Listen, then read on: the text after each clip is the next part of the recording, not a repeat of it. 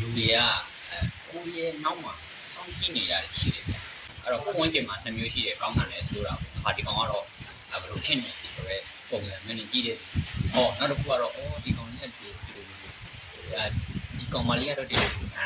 စောင့်ကြည့်ရတယ်အဲ့တော့ရလက်တွေထွက်လာတဲ့အခါမှာအဲ့ဒီရလက်တွေကိုစောင့်ကြည့်နေတဲ့သူတွေရှိတယ်ဗျတခုခုမှထုံပေါက်လာတာမျိုးပဲဖြစ်ဖြစ်ခုခုကိုလုတ်နေတာမျိုးပဲဖြစ်ဖြစ်တခုခုရက်လက်တခုခုရနေတာမျိုးပဲဖြစ်ဖြစ်ရနေပြီဆိုလို့ရှိရင်လူတွေကကိုယ့်ကိုယ်ပြီးတော့အာရုံစိုက်မှုတွေရှိလာကြတယ်ပေါ့အဲ့လိုမျိုးအာရုံစိုက်မှုတွေရှိလာတဲ့အခါမှာလူအများစုကထင်ကြတယ်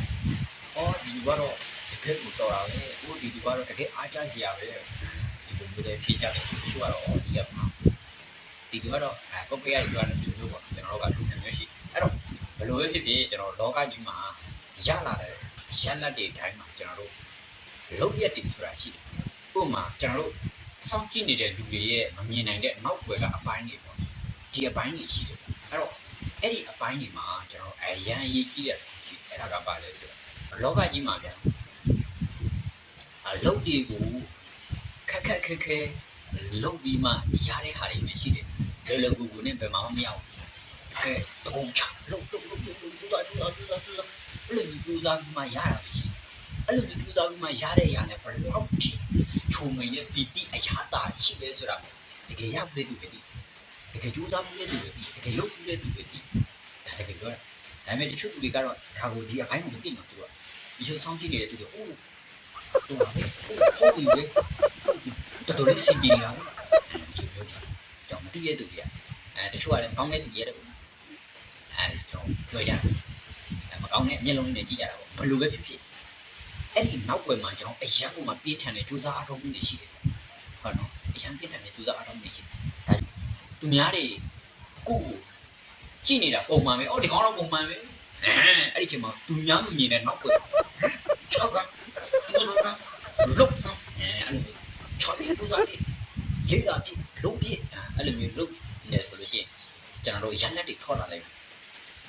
အဲ့ဒီရက်လက်ထွက်လာတာကသူများတွေအားကြတာလို့သူများတွေပြောတာလို့သူများတွေဂုဏ်ယူတာလို့ထက်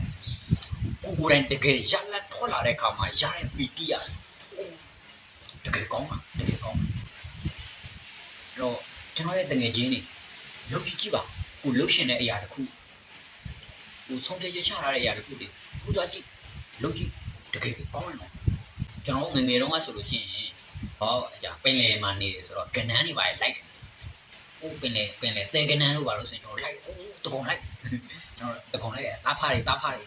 ညီကိုတွေနဲ့သွားပြီးတော့လိုက်အဲ့ဒီကနန်းတွေကိုကျွန်တော်ပြီးတော့ဝေးပြီးတော့အဲ့ကောင်တွေလိုက်ပြီးတော့အဲ့လိုမျိုးတွေလိုက်ပြီးတော့ဖမ်းပြီးတော့ရတဲ့ခါမှာစားရတယ်ပေါ့နော်အဲ့လိုမျိုးစားတဲ့ခါမှာအဲ့ဒီစားရတဲ့အရာတာပို့ပြီးတော့အရာတာရှိအဲ့လိုဘယ်လို့ဆိုတခြားတော့အရာတွေအဲ့တန်းပဲတောတွေတောင်တွေအဲ့ကိုသွားတယ်ပင်ပန်းသွားပြီးတော့ရလာတဲ့အသီးတွေအရွက်တွေတက်ဖူးတွေအဲ့ဒါတွေကပို့ပြီးတော့ရတာရှိတယ်လို့ခံလိုက်ရတယ်။အဲ့ဒီစားရတဲ့အရာတာဆိုတာရလာပြီဆိုတဲ့အခါမှာရတဲ့ပီတိရတယ်။ဘာနဲ့မှမလဲတဲ့။အဲ့ဒီသဘောတရားမျိုးပဲဒါသဘောတရားသေးသေးလေးပေါ့။အဲ့ဒါမျိုးပဲတကယ်တခုခုစူးစမ်းတဲ့အခါမှာလေအဲ့ဒီရလက်လေးတစ်ခုရလာပြီဆိုရင်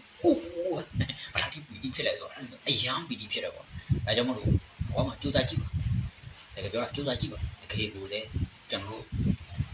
ခက်ဖြစ်တဲ့ဟာတွေကိုပဲစူးစမ်းကြည့်။အဲ့လွယ်လေးဟာတွေကအလကားလွယ်တဲ့လမ်းကိုလိုက်လာကကျွန်တော်တို့မျိုးနေနေပေါ့တကယ်ကျွန်တော်ခက်လုပ်ဘူးလေအဲ့ဒီခက်လုပ်ပြီးတော့ရလက်တစ်ခုရတဲ့အခါမှာဘယ်လောက်ရှိပီတိဖြစ်လဲဆိုတာတကယ်ခံစားဘူးလေ